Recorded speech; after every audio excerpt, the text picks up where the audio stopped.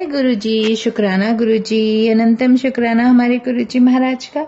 ओम नमः शिवाय। शिव जी सदा सहाय। ओम नमः शिवाय। गुरु जी सदा सहाय। शुक्राना अनंतम शुक्राना।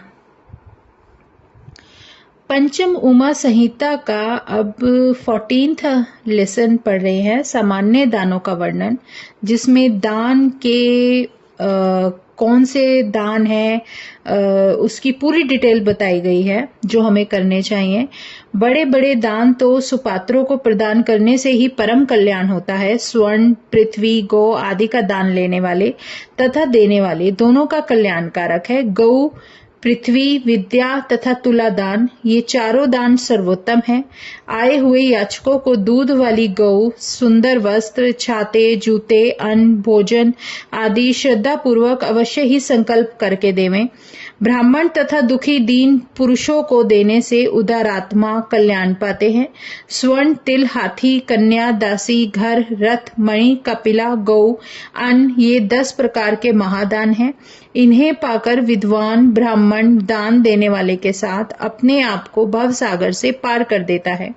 राजा रघु के समान स्वर्णमयी पृथ्वी का दान सर्वोत्तम है।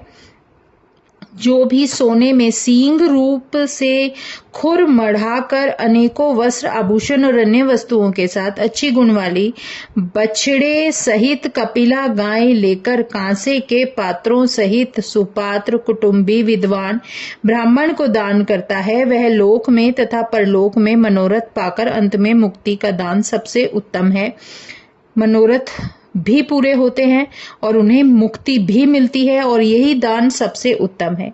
इसी के द्वारा दोनों लोकों में उसी वस्तु की प्राप्ति होती है। इसी प्रकार तुला दान भी उत्तम है। तराजू के एक पलड़े में बैठकर दूसरे को अपनी शक्ति के अनुसार किसी द्रव्य से भरकर अपने समान भर तोल दो। वही द्रव्य सुपात्र को प्रदान करे और कहे कि मैं अपने भार जितना अमुक द्रव्य दान करता हूँ, ऐसी मेरी बालक, युवा, वृद्धावस्था के ज्ञात अज्ञात सभी पाप भगवान शिव की कृपा से भस्म हो। यह कहकर तुला दान द्रव्य सुपात्र ब्राह्मण को दे दे, और इस प्रकार के तुला दान से पुरुष सभी पापों से मुक्त होकर 14 इंद्रों के राज्य समय तक स्वर्ग में निवास करके दिव्य भोगों को भोगता है। अब है पंचम उमा संहिता का 15th लेसन, पाताल लोक वर्णन। अब पाताल लोक का पूरा वर्णन किया गया है कि वो कैसा है। सनत कुमार जी बोलते हैं, व्यास जी अब ब्राह्मण वर्णन करते हैं और बताते हैं कि ब्रह्मांड कितने विस्तार का है। सो सुनिए। ब्रह्मांड जल के मध्य में है। इसको शिव के अंश शेष नाग जी धारण करते हैं।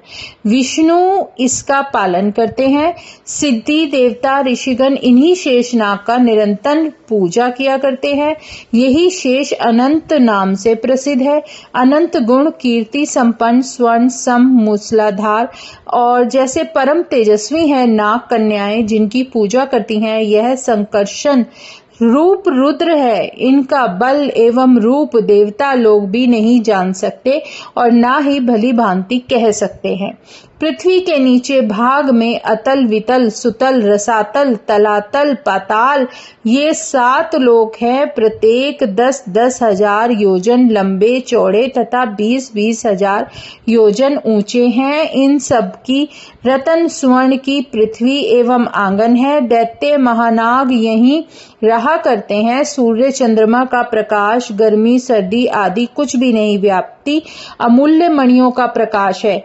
सभी प्रकार के सुख यहाँ विद्यमान है। कमलों वाले निर्मल जल के तालाब हैं जिनमें सदा भोरे गुंजार करते हैं। नदियां, जलाशय भी हैं। सुंदर आभूषण, सुगंधित उपटन, वेणु, मृदंग, अप्सरा, गायन, नृत्य, देव दानवों की कन्याएं, अद्भुत वैभव, विलास आदि सब विद्यमान है। पाताल लोकों को तो सिद्ध दानव, मनुष्य, नाग आदि परम तप करके ही भोगते हैं। जय गुरु जी। अब है 16th लेसन, नरको द्वार वर्णन। मतलब जो नरक का द्वार है अब उसकी डिटेल है। अभी तो पाताल लोक था, लेकिन पाताल लोक में भी एक नरक का द्वार है जिसकी पूरी की पूरी यहाँ पर डिटेल बताई गई है। सनत कुमार जी बोलते हैं, हे मुनीश्वर श्रेष्ठ, उन लोकों के ऊपर जो नरक है उनको मुझसे सुनो। यहाँ पर पापी जन दुख भोगते हैं। रौरव, शूकर, रौद, ताल तथा विवसन, महाज्वाल, तप्त कुंभ, लवण, विलोहित, वैतरणी, पूयवहा, कृमि, कृमि भोजन, घोर असिपत्र, वन, दारुण, लालाभक्ष तथा पूयवह, बहिजरवाल, अच, शिशिर, सदंश, कालसूत्र, तम श्वाची, तम चावी, चिरोधन, श्रव, भोजन, रुष्ट, महारौरव, शालमली इत्यादि। वहां अनेक दुखदायक नरक हैं। हे व्यास जी, इनमें जो पापी पुरुष डाले जाते हैं मैं उनको क्रम से कहता हूँ। तुम सावधान होकर सुनो। जो मनुष्य बिना ब्राह्मण तथा बिना देवता और गौओं के कूट साक्ष्य, झूठी गवाही, अताहद झूठ बोलता है, वह रौरव नाम के नरक में जाता है। भ्रूण हत्या करने वाला, सुवर्ण चुराने वाला, गाय को रोकने वाला, विश्वघातक, मदिरा पीने वाला, ब्रह्म हत्या करने वाला, दूसरे के द्रव्य को हरने वाला, हे व्यास जी, तथा जो इनका संग करने वाला है, वे सब गुरु के वध से और बहन, माता, गौ, पुत्री के वध से तप्त कुंभ नामक नरकों में जाते हैं। साध्वी स्त्री को बेचने वाला, वार्धकी ब्याज लेने वाला और केशों को बेचने वाला तथा जो भक्तों को त्यागता है, वह सब तप्त लोह नामक नरकों में पड़ते हैं। जो गुरुओं को तिरस्कार कर पीछे भोजन करने वाला, मनुष्यों में नीच, देवताओं को दूषित करने वाला तथा देवताओं का विक्रय करने वाला, हे द्विजों, तथा जो अगम्य के साथ गमन करने वाला है, वह अंत में सप्तबल में जाता है। और चोर, गोहत्या करने वाला, पतित तथा जो मर्यादा को तोड़ने वाला, देव, ब्राह्मण, पितरों से द्वेष करने वाला, जो रत्नों में मेल करने वाला है, वह कृमि भक्ष नरक को जाता है, जहां पर वह कीड़ों को खाते हैं। जो नीच मनुष्य पितर, देवताओं और अतिथियों के बिना खाते हैं तथा जो शस्त्रकूट है, वह लाला भक्ष नाम वाले नरक को जाते हैं। जो ब्राह्मण अंत्यज के साथ सेवन करने वाले, दुर्जनों से ग्रहण करने वाला, बिना याज्यों के यज्ञ कराने वाला तथा अभक्ष्य का भक्षण करने वाला तथा जो सोम रस के बेचने वाले हैं, यह सब रुधि रोध नरक में जाते हैं। मधु का हरण करने वाला, ग्राम की हत्या करने वाला, क्रूर वैतरणी नदी को जाता है। और जो नवीन यौवन में उन्मत्त तथा मर्यादा के तोड़ने वाले अपवित्र हैं तथा जो स्त्री से आजीविका करने वाले हैं, वे कृत्य नामक नरक को जाते हैं। जो वृथा वृक्षों को काटने वाला है, वह असी पत्र वन को जाता है। जो शुरभ्रक और मृगों के मारने वाले व्याघ्र हैं, वे वही ज्वाल नरक में जाते हैं। हे द्विज, जो ब्राह्मण व क्षत्रिय अथवा वैश्य आचार से भ्रष्ट हैं तथा स्वपाक में जो आग देने वाला है, जो बस अंत में पूर्वोक्त नरकों में जाते हैं। जो व्रत के लोप करने वाले तथा जो अपने आश्रम से भ्रष्ट हुए हैं, वह सब अति कठोर संदेश यातना के मध्य में पड़ते हैं। जो ब्रह्मचारी मनुष्य स्वप्न में वीर्य को स्खलित करते हैं तथा जिन्होंने अपने पुत्रों को नहीं पढ़ाया, वे स्वभोजन नामक नरक में पड़ते हैं। यह पूर्वोक्त तथा और सैकड़ों व सहस्रों नरक हैं, जिनमें पापी मनुष्य यातनाओं को प्राप्त होकर पड़ते हैं। यह तथा और भी सहस्रों पाप हैं, जिनको नरकों में पड़कर मनुष्य भोगते हैं। जो मनुष्य कर्म से, मन से और वाणी से वर्ण तथा आश्रम के विरुद्ध कर्म करते हैं, वे नरक में पड़ते हैं। और नरकवासी पुरुष देवताओं से स्वर्ग में नीचे किए हुए सिरों से देखे जाते हैं।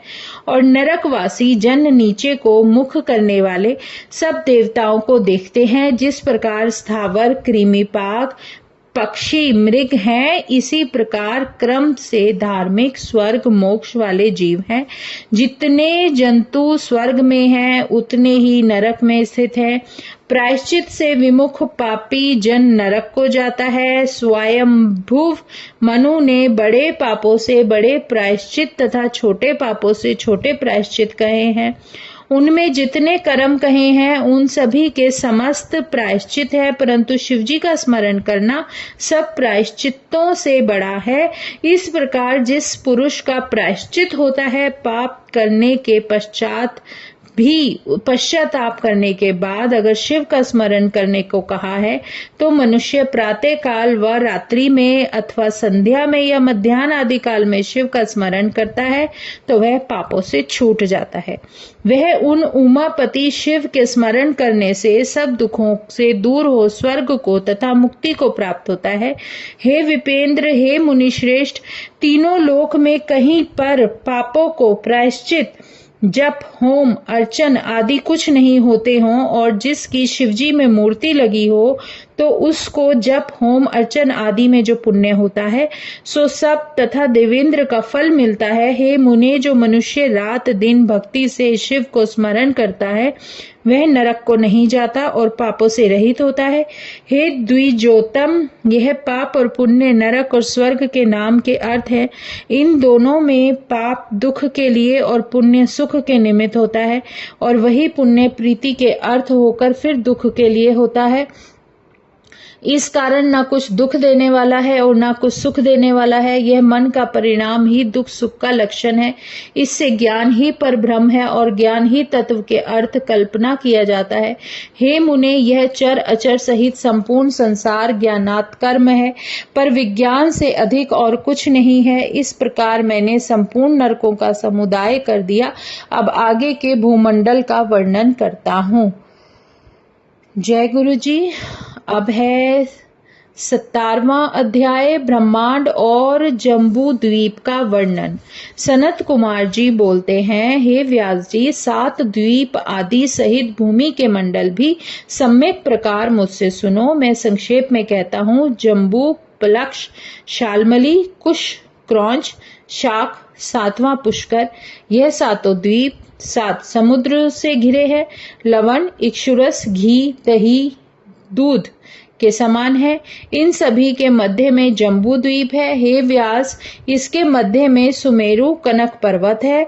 वह 16 योजन नीचे धसा है और 84 योजन ऊंचा है तथा 32 योजन शिखर में विस्तार है। यह पर्वत भूमि के ऊपर स्थित है। इस प्रकार उसका विस्तार चारों ओर से है। मूल में 16 सहस्र योजन कली के आकार से स्थित है। इसके दक्षिण में हिमालय, हेमकूट, निषद नामक पर्वत हैं तथा उत्तर में नील, श्वेत, श्रृंगी नाम वाले पर्वत हैं। यह सब 10 सहस्र योजन तथा रत्नों सहित और अरुण के समान कांति वाले हैं। 1 सहस्र योजन चौड़ाई तथा सहस्र भोजन विस्तृत है। पहला भारतवर्ष है। उसके पीछे कि पुरुष कहाँ है? हे मुने, उसके आगे सुमेरु पर्वत के दक्षिण और हरि वर्ष है। उसके उत्तर की ओर रम्यक तथा उसके बराबर हिरण्यमय है। हे मुनि श्रेष्ठ, और उत्तर में कुरुद्रेश।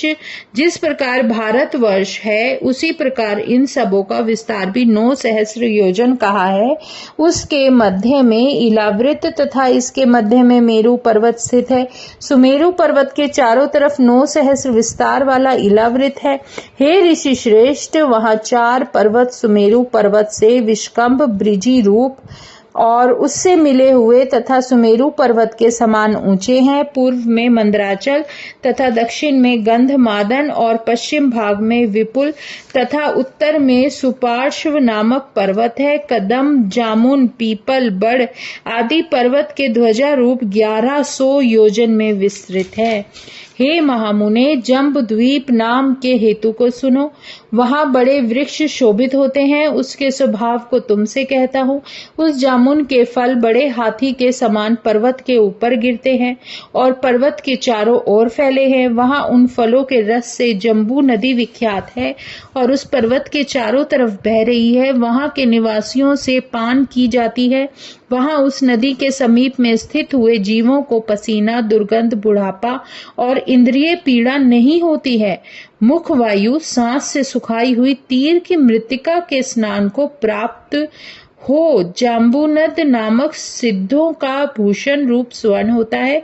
हे मुनिश्रेष्ठ, सुमेरु के पर्वत में भद्राक्ष तथा पश्चिम में केतुमाल नामक दोनों वर्ष हैं।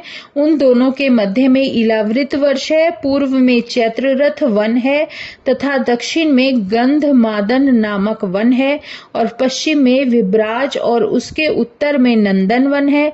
अरुणोद, महाभद्र, शीतोद, मानस नाम वाले ये 4 सरोवर देवताओं के भोगने योग्य है। शीतांजन, कुरुग, कुरर तथा माल्यवान यह एक एक मेरु के पूर्व में स्थित है। त्रिकूट, शिशिर, पतंग, रुचक, निषद, कपिल, आदिक, केसराचल यह दक्षिण में है। सिनी, वास, कुसुम्भ, कपिल तथा नारद नाग आदि यह पर्वत पश्चिम में है। शंखचूड़, ऋषभ, हंस, काल तथा जराग्य यह पर्वत उत्तर में है और सुमेरु के ऊपर मध्य में शांत कौम्भ नामक ब्रह्मा जी का नगर है।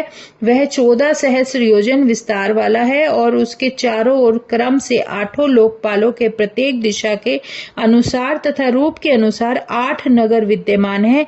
उस ब्रह्मा की पुरी में चंद्रमंडल को गिराकर विष्णु के चरण से निकली हुई गंगा जी गिरी हैं और वहां पर सीता, अलकनंदा, चक्षुभद्रा यह क्रम से गिरी हैं और चारों दिशाओं में व्याप्त हुई हैं। पूर्व की ओर सीता तथा पर्वत के दक्षिण में अलकनंदा, पश्चिम में चक्षुर नदी और उत्तर की ओर भद्रा नदी बहती है। 3 ओर को जाने वाली वह गंगा जी संपूर्ण पर्वतों को लांघ कर तथा चारों दिशाओं में समुद्र को मिलाती हुई वहां से गई है। सुनील, निषद नामक जो 2 पर्वत और माल्यवान गंधमादन है उनके मध्य में प्राप्त हुआ सुमेरु पर्वत कली के आकार से शोभित हो रहा है। भारत, केतुमाल, भद्राक्ष्व तथा कुरु मर्यादा लोक पर्वत यह लोकपुरी कमल के पत्र के समान है। दक्षिण तथा उत्तर के आयाम में जठर, देवकूट और पूर्व तथा पश्चिम की ओर गंधमादन तथा कैलाश पर्वत है। सुमेरु के पूर्व पश्चिम की ओर निषद नील पर्वत, दक्षिण और उत्तर की ओर प्राप्त हुए कली के भीतर स्थित है।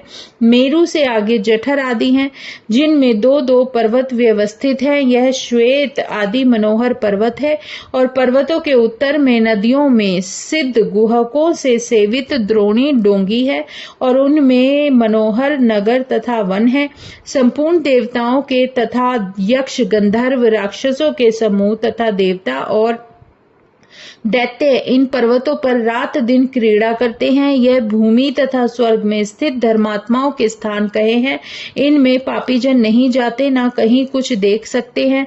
हे महामुने, जो पुरुष आदि नगर है इनमें 8 वर्ष तक न शोक, न आपत्ति, न द्वेग, न क्षुधामय आदि होता है। स्वास्थ्य, निर्द्वंद, सब दुखों से रहित प्रजा 10-12 सहस्र वर्ष तक स्थिर आयु वाली होती है। वहां पर सतयुग और त्रेता द्वापर ही वर्तते हैं और चारों तरफ की भूमि संबंधी जल बहते हैं। उन स्थानों में मेघ नहीं बरसता, केवल कल्पना होती है। इन 7 द्वीपों में सुंदर निर्मल जल वाली स्वर्णिक वालुका समेत नदियां तथा सैकड़ों छोटी नदियां होती हैं। उनमें पुण्यात्मा मनुष्य क्रीड़ा करते हैं। जय गुरु जी, शुक्राना गुरु जी, अनंतम शुक्राना महाराज का। अब पंचम उमा संहिता के जो है 17th अध्याय पूरे हो चुके हैं। जय गुरु जी, शुक्राना गुरु जी, अनंतम शुक्राना, अनंतम शुक्राना। ओम नमः शिवाय, शिव जी सदा सहाय। ओम नमः शिवाय, गुरु जी सदा सहाय। शुक्राना, अनंतम शुक्राना।